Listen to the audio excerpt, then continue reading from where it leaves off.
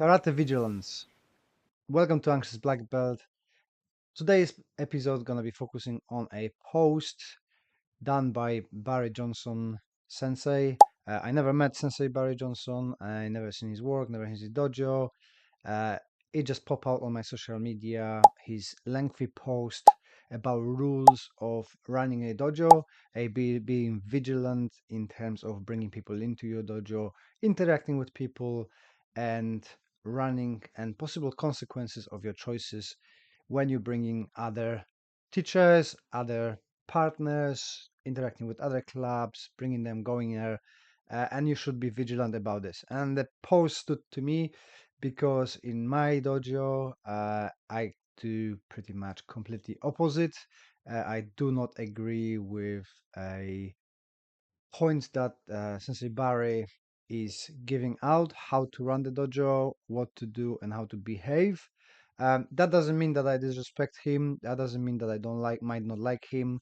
It is just the different spectrum of operation within the martial arts and the viewpoints, and we can both have that. He's got his viewpoints valid for him.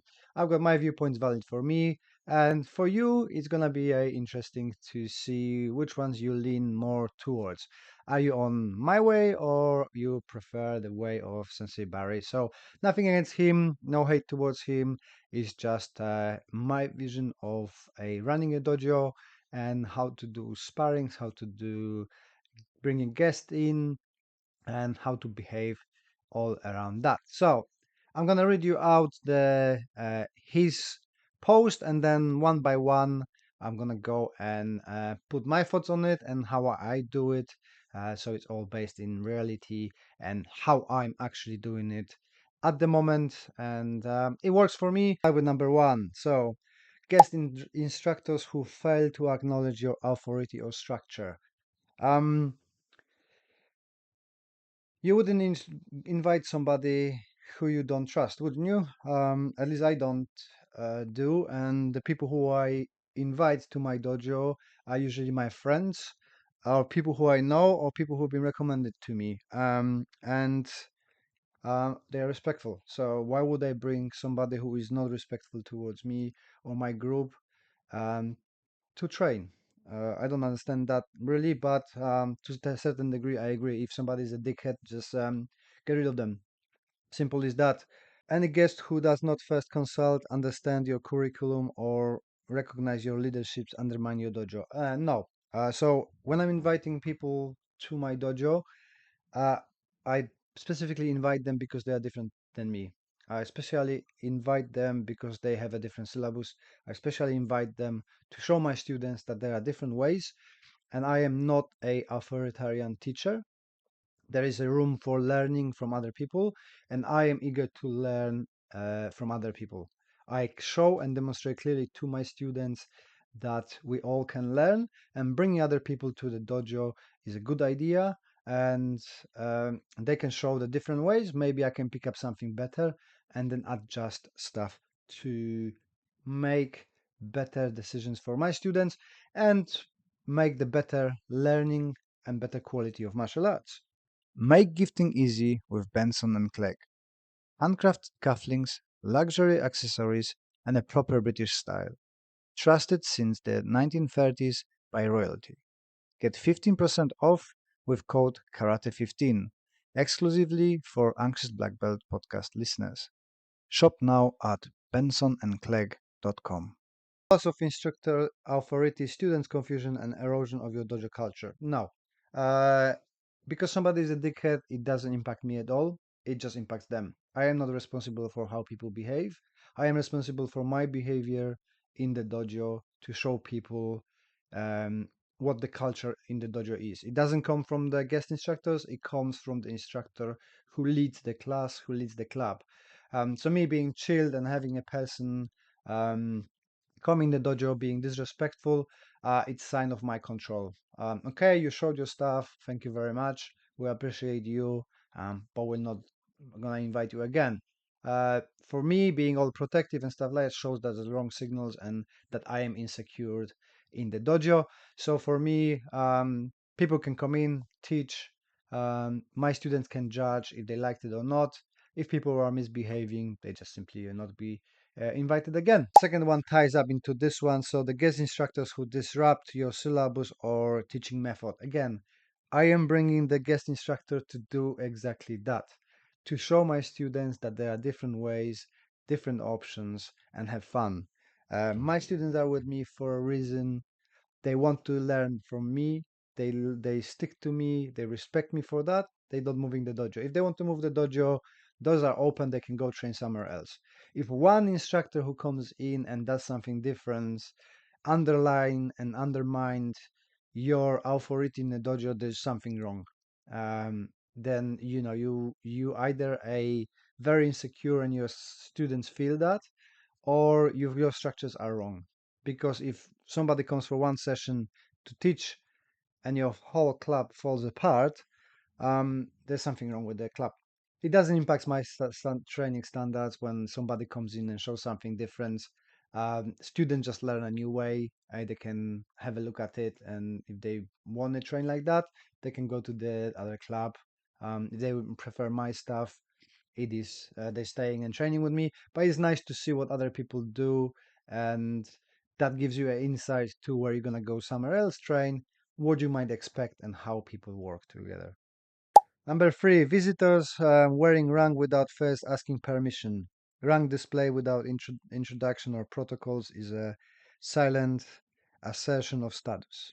No, it doesn't. Belts don't bother me. People earn them somewhere.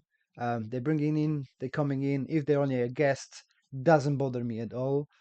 They earn it somewhere. Who am I to not allow them to wear the belt?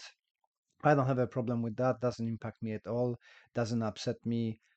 Everybody knows the dojo hierarchy, and if somebody is a higher belt than me, I welcome them. Sit them with me. But everybody in the dojo knows who is the coach and what the hierarchy are, what the belts are, and this is just a guest. Usually, when people join us in, they keep their rank. They train with us for about half year. Then they decide if they want to stick with us, then they can take the belt off and start whatever we grade them. Usually it's a green belt, so they can catch up with our differences.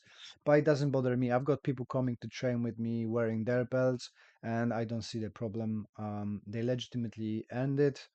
It doesn't bother me. I'm fully secure with my understanding of my karate and what I'm teaching, my protocols for teaching, my syllabus. My students are with me for 10, 15 years. We're training together. There are higher grades, lower grades, are following the culture in the dojo. So somebody coming in with their own grade means nothing really. Everything's verified in the sparring on the end, and hierarchy quickly is established. Even if somebody is better than me in a sparring, it doesn't bother me.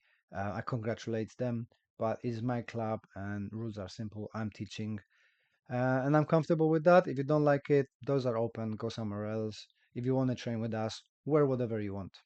Dojo Yaburi mentality. Outsiders coming to test or humiliate the dojo. My instructor warned me about me that when this happens, you simply cannot lose. This is precisely why I later introduced the rule: no full membership, no sparring, no minimum. I haven't had that in years. We welcome people. We don't upset people from other dojos. If somebody wants to come in, have to train with us through the session, and on the end, every session we've got sparring. So there is no problem with that. I'm not the aggressive person. I don't need to prove anything. I welcome everybody. Um, and we never had a problem. So 25 years, we never had the people coming in and testing us because we are chilled and relaxed. I don't need to prove anything to anybody. I've proven myself in competition. My students don't have a feel like they spar, and if somebody works too hard, we just tell them, "Sorry, mate, come down or sit down, or you're not sparring." There's no problem with that. But I don't step away from sparring with people. I enjoy sparring with people. The rules are clear. If somebody doesn't behave with the rules, then we stop it. We ask them to leave if that would be necessary, but never was, because we're nice guys. And I can explain to people, listen, this is our rules. That's what we do. You're welcome to spar with us, but I don't want to prove anything. I don't want to hurt you. And if you're coming here to um, test yourself. That's not the right environment. We do that on a competition. So message is clear. Everybody follows that, and that's the dojo culture. Never had a problem. Friendly inter-club sparring session. There is no such thing as truly friendly sparring between clubs. When even when the intent is genuine, different cultures, rules, expectation, and egos always present beneath the surface. Um, no, I go to lots of clubs to have sparring inter clubs and um, learn from them. And they never had a problem. It's, I've always been friendly. Even 2 weeks ago, we've been in Brian Bates dojo with my students. We had a great fun, super respectful club. That's pretty much the same what we do. Different rules. They are kudo rules. We are all around karate. But we had a great sparring. Everybody was respectful. No injuries, no egos. Everybody who comes to our club spars with us is exactly the same. There is no ego, no problems, no tensions, and everything can be agreed upon. And if you've got a culture in the dojo where you respect other people and the whole training is not based on ego and trying to injure other people, then you have no problem. My guys can control themselves and can explain stuff. We've got a rule that we don't punch each other to the head really hard. We've got the rule that if somebody goes a little bit harder because he's getting more emotional or getting in that grid of fight and enjoys it and a little bit, you just talk to them. Listen, go later. You're getting hyped up. Maybe change partner, sit for a minute or something. And we're going to lots of different clubs, and there's no problems. There's no tensions. If you don't bring the tension into the game, then there is nothing to worry about. If you don't like sparring with somebody, you just say sorry. This is too much. There's no ego. If you say, like you said, there's always ego. Only if that's the culture of the dojo. My guys have no problem saying no. I don't wanna spar with you. That's okay. I don't feel comfortable. I've got an injury. I don't want to do that. It's okay. You can say no. It's not you're not losing your face. You just know yourself. And we've been in multiple over the years, 25 years of training, been in hundreds of dojos, sparred with people, have fun, smiled, make great connections. Not single one I've been injured. So either I've been super fortunate, or maybe it's my aura or my approach to the subject that makes me not being annoying, and nobody wants to prove anything, maybe because I'm small, but we don't have problems. Everybody's welcome to us. We do open mats, people coming in for sparrings, people come for always lots of laugh, always lots of fun, always people training together, sparring together, and respect each other. It all stems from that dojo culture. What the head of the dojo projects to people, that's what people do. People who don't gel move away. If you've got the egoistic guy who wants to hurt people, he's clear really quickly um, outs from the dojo because it just simply doesn't fit. The energy doesn't match. There is no praise for it. And it just feels uncomfortable for people and they move away, go somewhere else where can be bullies, where they can be fighting apart with other people. And that's the dojo culture in there. I know dojos like that. My few friends been unfortunate to train like that and being bullied around, but not in our dojo, not in the circles I'm going around. I've been lucky to have a connections with the really nice people, so I don't have a problem like that. At Karate for Mental Health CIC, the mission is simple but powerful: to use the discipline, confidence, and community of karate to support people living with disabilities, mental health challenges, and those from disadvantaged backgrounds.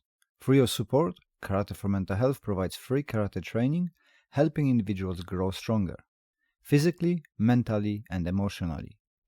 Karate for Mental Health now offers workshops, courses, and exclusive merchandise, and every purchase directly funds these life-changing projects.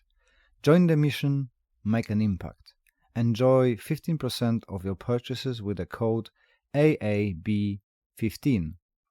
Whether you are passionate about mental health, martial arts, or simply want to make a difference, your support helps building people up. One kick, one class, one moment at a time. Visit Karate for Mental Health CIC, CEO UK, gear up, get involved, and help change lives. 6. Allowing sparring before a minimum of 3 months consistent training. New students lack the technical control, emotional discipline. Um, in a certain way, yes, although we start on a first class sparrings, because that's the part of the session. And if you want to learn fighting, you have to learn fighting. The difference is that we lower the expectations on people. So if people spar first time, we give them a gloves, we give them machine guards. Um, the partner, usually it's me or some higher grade, stands there and they say, now try some combinations. Hit me light, work through the motions. I'm not gonna be hitting you back. This is your introductions. See how you feel about it. See that it's not so scary. Nobody tries to hurt you. Nobody's gonna injure you here. Everybody's gonna be respectfully push you a little bit so you start feeling uncomfortable, but you've got the full picture what it is. You might not know what to do yet, but you will be guided. Best introduction. People don't get scared. People jump into it. They have a great session because they can try what they came to do. They didn't came to do katas. They didn't come to do um, techniques, kihon, whatever, they came to fight. And as in BJJ, same in our karate, you coming in, you spar straight away. It is not a full-on sparring. Maybe sparring is the wrong word for it, but you do live activities on a moving opponent, real opponent, using your gloves, using the techniques that you might have discovered on that session, some simple punches. You just try to see what are your capabilities, what can you do under pressure, and to see how in a couple of months you're gonna improve. You've got that baseline. This is what I was when I walked in, and now I'm building up.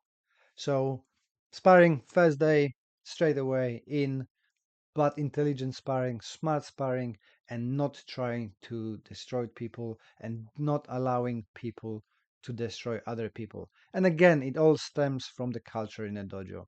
If you've got the, if you respected your students, they respect the other students, then respect other students. It just goes like a pyramid down, respect growing firm. If you've got a culture of people beating other students, even on a higher grade because they are better, this is gonna go down like a wave.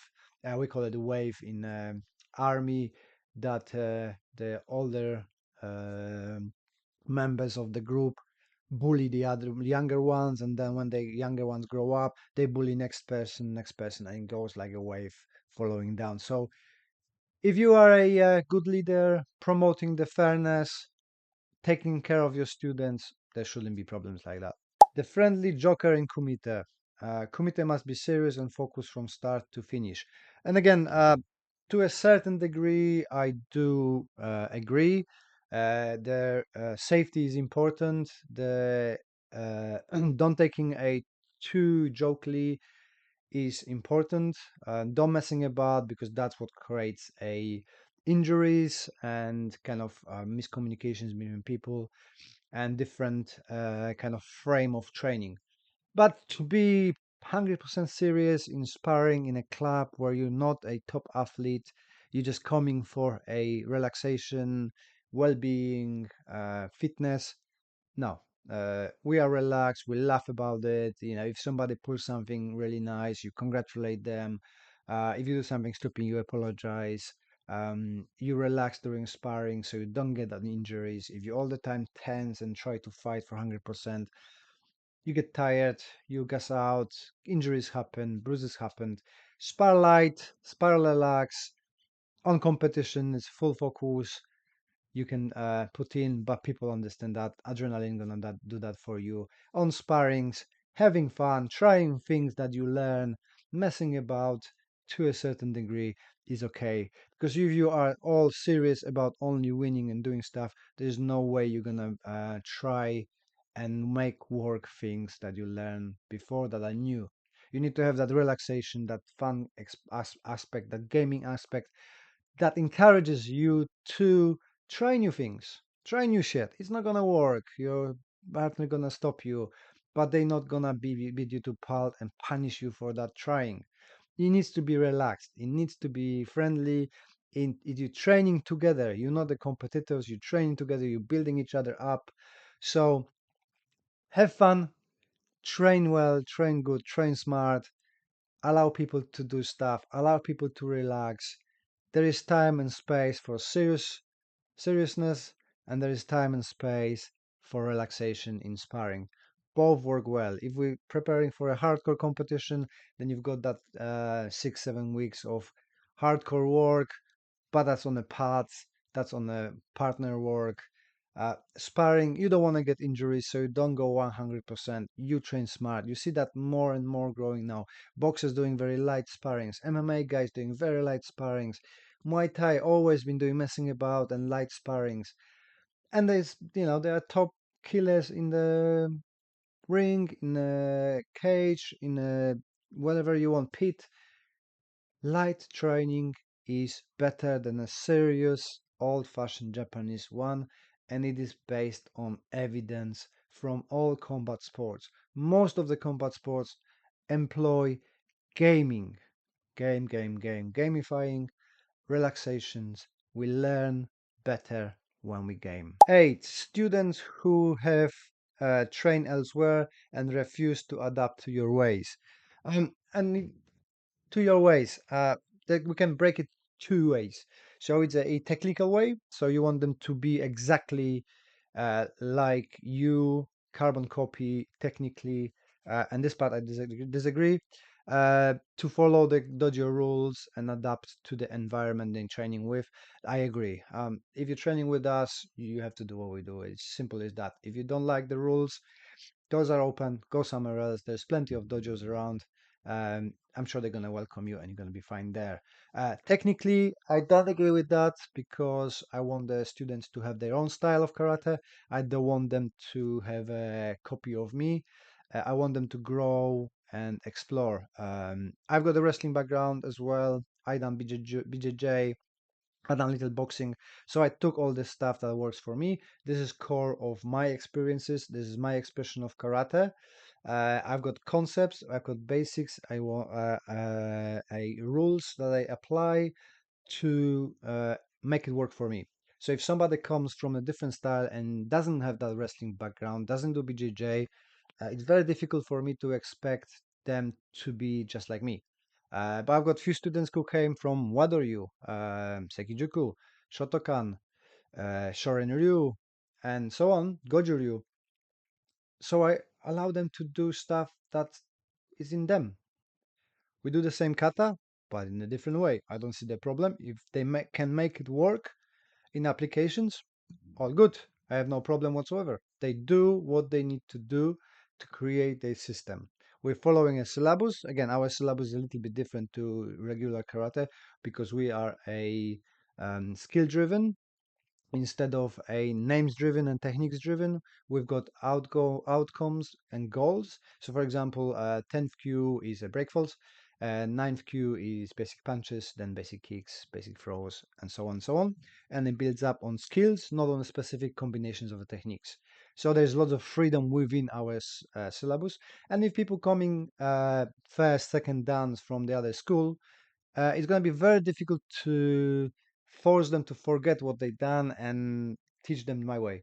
It's far better to adapt to our principles, to our values, than get rid of their habits. Let's build that on top of that. And it's a great variety in our dojo. People do very different styles of fighting within same rules, and that's great. Not everybody have to be a close quarter grappler like myself. I like being in that position, but I've got my friend and one of the instructors, Nick, who loves to be on a distance.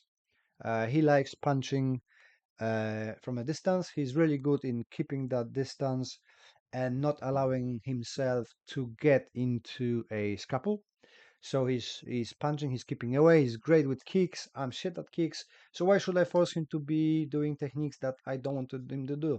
So giving a freedom to people only makes the dojo better place. There are different aspects that people can reach out. Oh, hey, Les doesn't kick very well. Go to Nick. Nick's gonna teach you how to kick. Anna is better in katas. Go to Anna, she's gonna give you a directions with a where your feet should go better, to look better, be more snappy. That's not kind of area of my expertise. But if you want to have a functional applications for that kata, sure, I'm all game. I help you, I show you how it works, and I show you that foot positioning is not necessary needed to make it work, as is needed to have a best score in the karate competition. So freedom, different technical abilities are welcome in the dojo and should be celebrated. Students who create subcultures and cliques within the dojo. And this one I agree, but not for a fear of gossip and underlying my authority. No, it's nice to have people as a one family support each other, especially from the point of view of mental health. You don't want to have groups that people exclude, but again, it comes up from the top. If the teacher goes and talks only to instructors and doesn't talk to the lower senpais, then everybody's gonna else gonna be doing the same. In my dojo, I go and talk to everybody. I spend a lot of time making sure that I don't miss anybody. If somebody comes into the dojo doors, I am the first one coming, having saying hello, introduce, bringing the person in, introduce to everybody. Obviously, people gonna have a different topics, and the group's gonna be creating. But because you've got the groups on one session talking to each other, doesn't mean they exclude each other. They're gonna be wandering around, changing topics, and we make sure that we're doing a gatherings, going to the pubs and stuff like that, barbecues and stuff like that to bring people together. And then you can clearly see that people all talk together. Everybody is friend. There's no disconnection with people. When we're training, we see that we make sure that people change and train together. And because of that relaxing atmosphere that I said before, we don't have a tension between people because they don't have to be serious all the time. They can chat together, they can interact, they can correct each other, then help each other. That brings people together. And again, it's just the dojo culture. If you go in and chat just with certain people, you demonstrating that culture. That's what people gonna be doing. If you go and make sure you talk to everybody in the same way, same manner, same openness, that's what creates a group that is unified, as one, that doesn't have anything against each other. But it's more difficult when you've got a huge group because simply people naturally gonna gravitate to different people. So you won't avoid 100% of that. But your efforts as a teacher is to make sure that you talk to every person and you make them feel part of the group, and people gonna be copying you, people gonna be following you, and that's gonna be a dojo culture. Number 10, compromising safety to appear hard or traditional. So, yes, I do agree with that. You cannot compromise safety for anything. Quality should be high, safety should be high. This is the main priority. So, you do everything around the dojo to make training safely, from safety assessments, risk assessments, to the equipment, to the gear you people wearing, to the way they spar, um, to a interaction between people. All need to be safe, and there's no question about that. So I totally agree with that. So this is the 10 points that Sensei Barry Johnson raised. Like I said, most of them is completely opposite for me. I like openness. I like working with people. I am a friendly person. I never had a problem with people trying to beat me up or prove anything. I think everything stems from dojo culture. I think Sensei Barry is from Kyokushin, so the hard rules, especially in the older days, was a little bit different. There it is. I am from a kind of Kyokushin offshot, but very relaxed manner. We went far away from the Japanese mentality of toughness and rigor in a training in a dojo and discipline. We're working more relaxed, friendly, and building well-being within our students. So, what do you think about it? Let me know in the comments. Are you on the side of Sensei Barry or you prefer my way?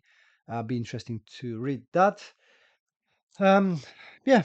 So, dojo atmosphere, dojo culture, all comes up from the teacher and spreads through the lower ranks. And keep it up. being friendly, keep it up, whichever works for you. And again, nothing against Sensei Barry. This is his way. If that works for him, all good. I have no problem with that. My stance is opposite. It doesn't mean that I disrespect him. We can have different views and talk about it, express our opinions and views, but it's nothing personal. I wish him all the best. I hope his dojo is growing, he's big, and it works for him. So that's enough for me today, and I catch you up on the next one.